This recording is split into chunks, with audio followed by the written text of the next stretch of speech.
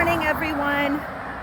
I want to talk to you just a little bit today about interval training. So, I've already done a video just about a month ago where I told you that over the summer I'd become deconditioned and fat, and that I was beginning my journey. I'm now 8 pounds down from that time, which is right on schedule. It leaves room for the conversation prior to getting into this interval training about wellness and what wellness is.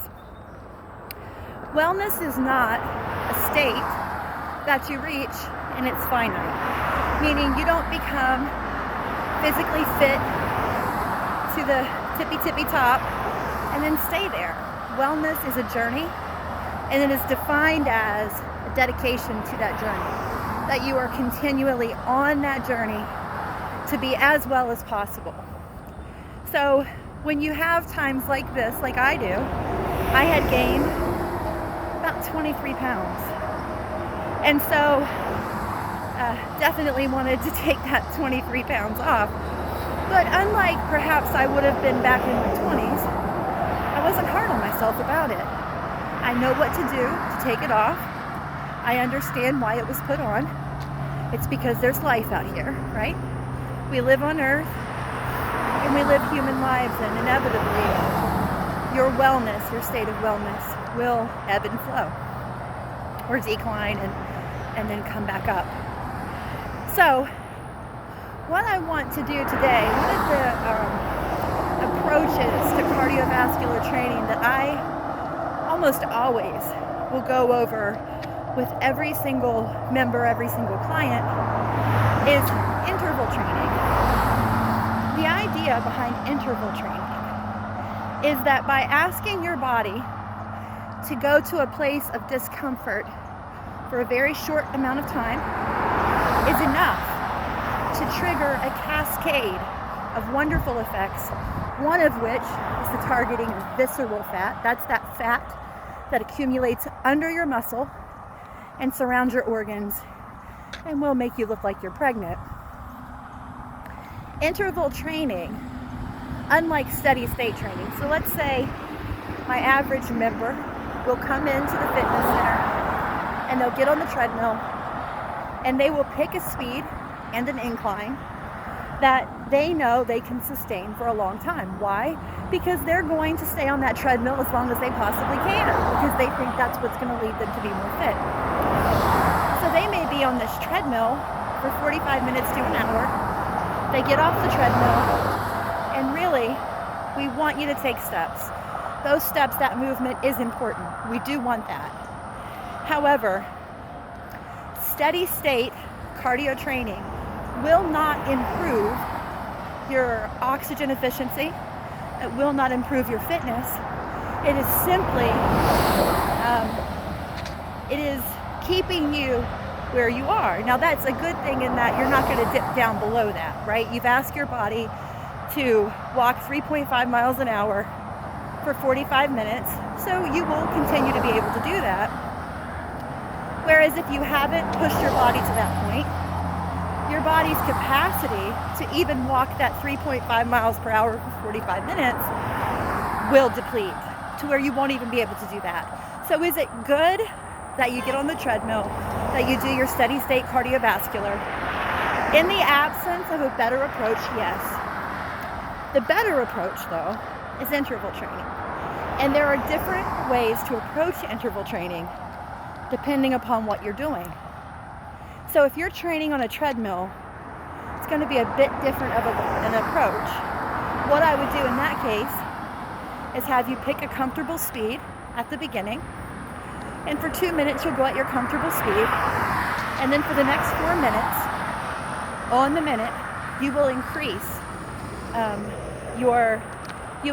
your effort until you get to about 90% on that 4th minute, at which point you will then drop down to a comfortable level and then move yourself back up. This is actually one of the more difficult means of interval training because you're at a comfortable state, and for 4 minutes you're continuing to push beyond that comfortable state.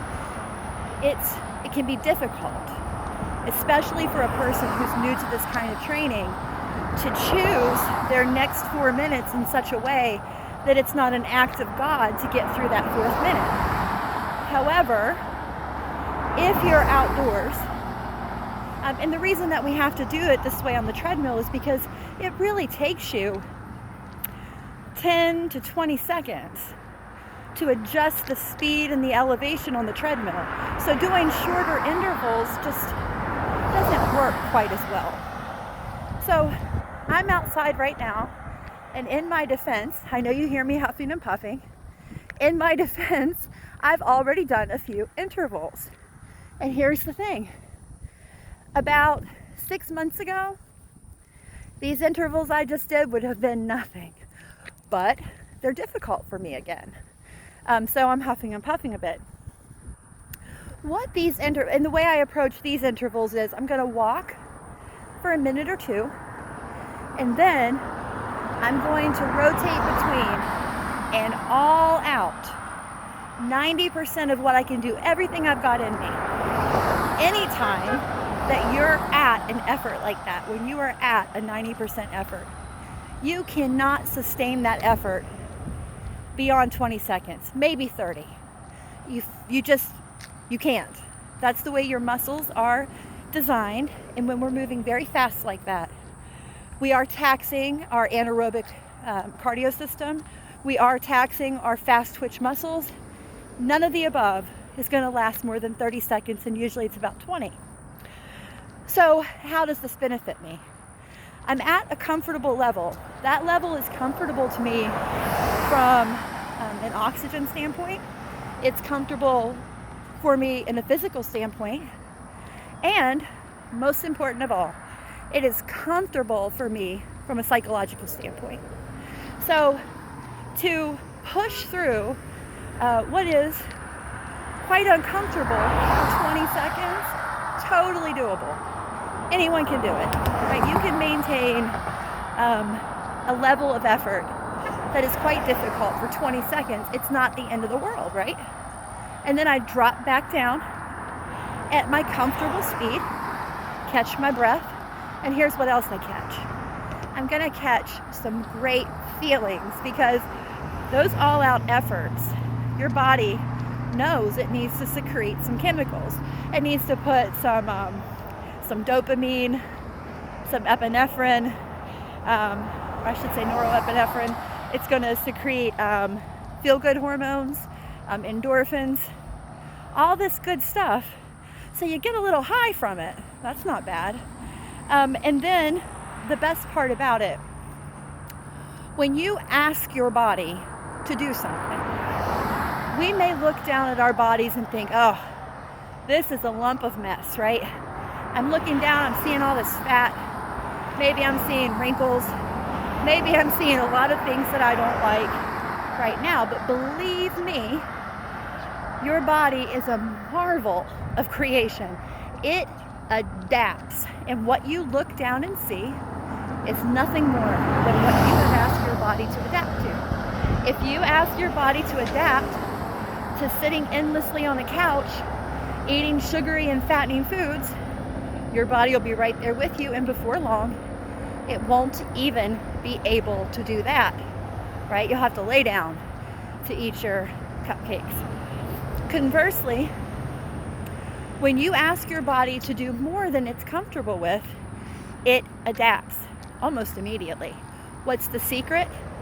You have to tax your body enough, but you do not over-tax your body. That's nearly as bad as, actually, it's probably worse than not taxing your body at all. Why? Because you're going to hurt yourself. Once you hurt yourself, you're going to say things like, well, it wasn't for me. Exercise isn't for me. I'm not built that way. I'm just a fat person. I'm from a big family. All those lies come in. So the prescription for interval training, assuming that you're deconditioned, or at least not super conditioned, you're not working with a coach, would be 20 minutes, 2 times a week, in addition to some steady state work. So maybe you're going to bike or walk or whatever for 45 minutes. That just feels good, right? To just walk in beautiful nature. This is the right time of year in Southwest Florida anyway. So yeah, I do want you to go out and get those steady state, good feeling walking and otherwise just lower intensity workouts. But twice a week, I want you to do 20 minutes of intervals. Not 1 minute over, 20 minutes. You're gonna start off first 2 minutes at a nice comfortable pace. And then at that point, you're going to engage in those intervals. Now, if you want to work some of your slower twitch muscles as well, make it a 1 minute interval. Okay, so 2 minutes, nice slow state. And then every minute, you're going to go as hard as you can. 20 or 30 seconds into that, you're going to hit the wall. And then you're going to be working with your slower twitch muscles. You're going to be working with your aerobic cardiovascular system. There's nothing wrong with that. Just get those intervals in there. Make sure that you are pushing your body to do just a bit more than it wants to do. Now, if you do that, if you take that approach every single time you come back to work out, you are going to feel better and stronger. And psychologically, that is amazing. When you've been at a place where you couldn't hit a certain speed and then you accomplish it through interval training for just 20 or 30 seconds at a time, and then before long that becomes your steady state speed. That's an amazing feeling. So that's all from me. I'm gonna go do these intervals and transform this amazing body of mine, and I look forward to seeing you all soon. Thank you.